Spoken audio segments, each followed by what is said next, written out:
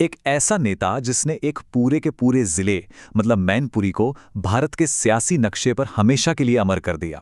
ये कहानी है उस सफर की जिसने एक साधारण इंसान को नेताजी बना दिया। तो सवाल यही उठता है कि आखिर ये सब हुआ कैसे?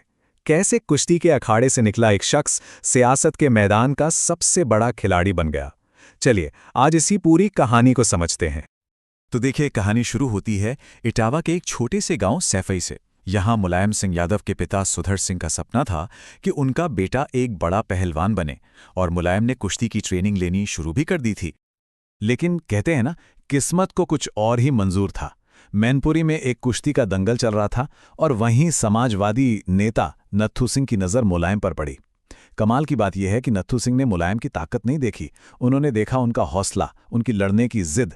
उन्हें यह समझने में देर नहीं लगी कि ये नौजवान कुश्ती के अखाड़े के लिए नहीं बल्कि राजनीति के मैदान के लिए बना है।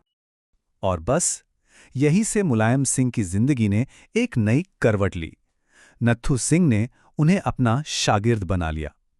मुलायम ने भी समाजवादी विचारधारा को दिल से अपनाया, अपनी टीचर की नौकरी छोड़ी और पूरी तरह से राजनीति में कूद पड़े।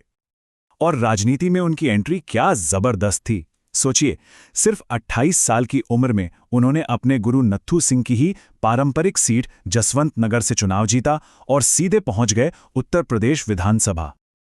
और ये तो महज एक शुरुआत थी। इसके बाद तो जैसी जीत का एक ऐसा सिलसिला चला जो कभी रुका ही नहीं।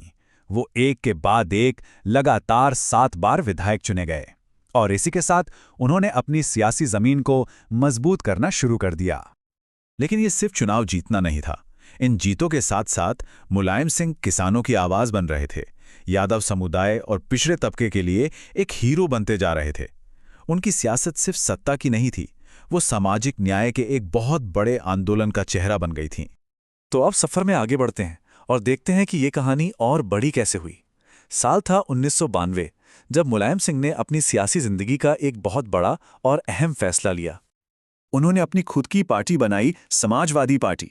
देखिए, ये सिर्फ एक पॉलिटिकल पार्टी नहीं थी, ये पिछड़ों, दलितों और किसानों के सपनों का एक प्लेटफॉर्म था। और ये नारा, जिनका नहीं कोई उनका तो मुलायम भाई, देखते ही देखते हर गली कूचे में गूंजने लगा। 2 बार उत्तर प्रदेश के मुख्यमंत्री बनने के बाद अब मुलायम सिंह की नजरें थीं दिल्ली पर, मतलब राष्ट्रीय राजनीति पर। और इसके लिए उन्होंने 1996 में मैनपुरी लोकसभा सीट से चुनाव लड़ने का फैसला किया। और यह फैसला उनकी कहानी का सबसे अहम मोड़ साबित होने वाला था। पर यह लड़ाई, आप समझिए, बिल्कुल भी आसान नहीं थी। उस वक्त पूरे देश में बीजेपी की राम मंदिर लहर अपने चरम पर थी और सामने थे बीजेपी के कद्दावर नेता और मैनपुरी में बहुत मजबूत पकड़ रखने वाले उपदेश सिंह चौहान। और यहीं पर मुलायम सिंह ने वो सियासी दांव चला जिसे आज भी एक मास्टर स्ट्रोक माना जाता है। उन्होंने सिर्फ अपने कोर वोट बैंक पर भरोसा नहीं किया, उन्होंने एक प्रभावशाली ब्राह्मण नेता राजवीर दीक्षित को अपने साथ मिलाया। सोचिए, उस दौर की राजनीति में जब जातियां बुरी तरह बटी हुई थीं, एक यादव नेता का ब्राह्मण समुदाय को अपने साथ लाना कितनी बड़ी और साहसिक बात थी। ये यादव, मुस्लिम, दलित और ब्राह्मणों का एक नया सोशल कॉम्बिनेशन था। और ये रणनीति जबरदस्त तरीके से कामयाब हुई। मुलायम सिंह यादव को 2,73,000 से भी ज्यादा वोट मिले, जबकि उपदेश सिंह चौहान 2,21,000 वोटों पर ही रह गए। ये कोई छोटी मोटी जीत नहीं थी। 50,000 से भी ज्यादा वोटों का ये फासला इतना बड़ा था कि इसने सारे सियासी पंडितों को हैरान कर दिया। और बस इसी जीत के साथ मैनपुरी बन गया समाजवादी पार्टी का एक ऐसा किला जिसे भेदना नामुमकिन सा हो गया।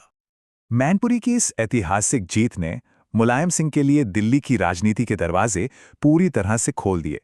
ये उनके करियर का एक नया और बहुत ही पावरफुल चैप्टर था। 1996 की उस जीत का सीधा नतीजा ये हुआ कि सेंटर में बनी यूनाइटेड फ्रंट की सरकार में मुलायम सिंह यादव को भारत का रक्षा मंत्री बनाया गया। जाहिर है, ये उनकी सियासी जिंदगी का सबसे ऊंचा मुकाम था। और रक्षा मंत्री बनने के बाद वो मैनपुरी को भूले नहीं। उन्होंने इस भरोसे का पूरा मान रखा।